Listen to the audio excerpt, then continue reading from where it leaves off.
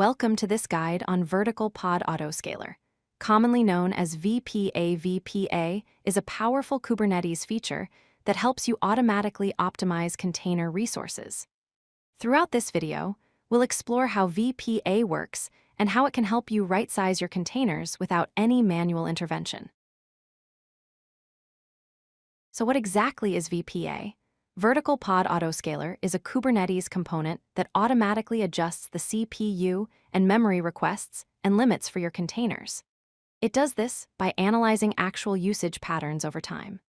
The key benefit is that VPA right-sizes your pods without requiring any manual intervention from you. It continuously monitors how much resources your applications actually use and adjusts the allocations accordingly.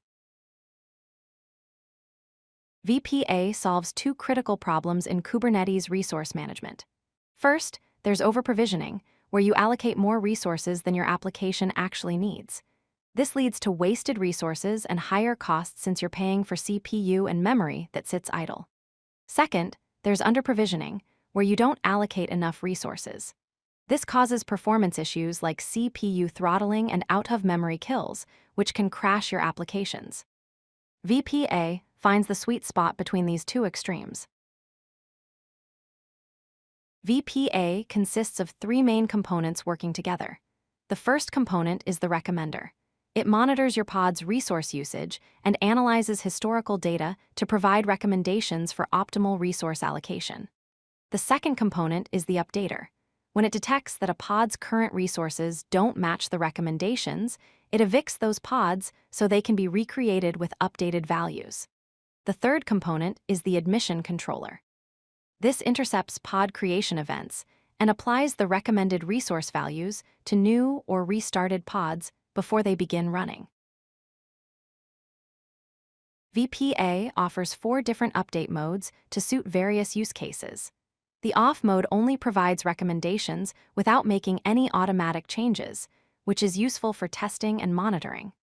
The initial mode applies recommendations only when pods are first created, leaving existing pods unchanged.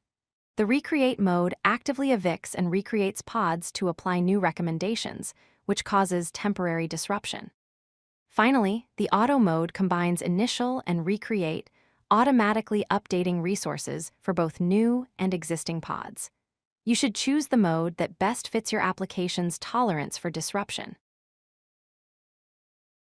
Here's a basic VPA configuration example. You start by defining the API version as autoscaling.k8s.io/v1 and the kind as Vertical Pod Autoscaler. In the metadata, you give it a name like my-app-vp. The spec section contains the target reference, which points to the workload you want to manage. In this case, it's targeting a deployment named my-app. The update policy specifies the update mode, which is set to auto in this example, meaning VPA will automatically adjust resources for this deployment. It's important to set resource boundaries to prevent VPA from making extreme recommendations.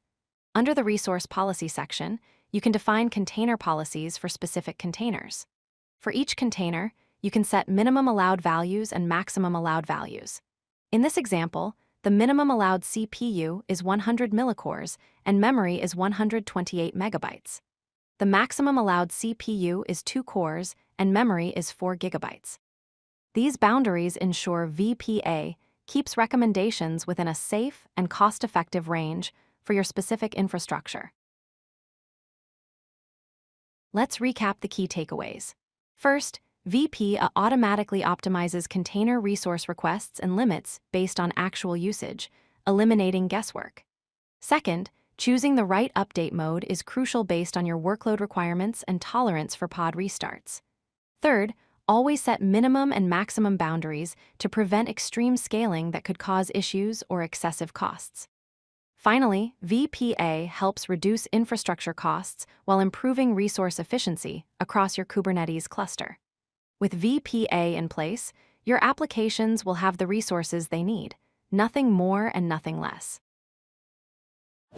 If you like this video, hit that like button and don't forget to subscribe. Visit codelucky.com for more such useful content.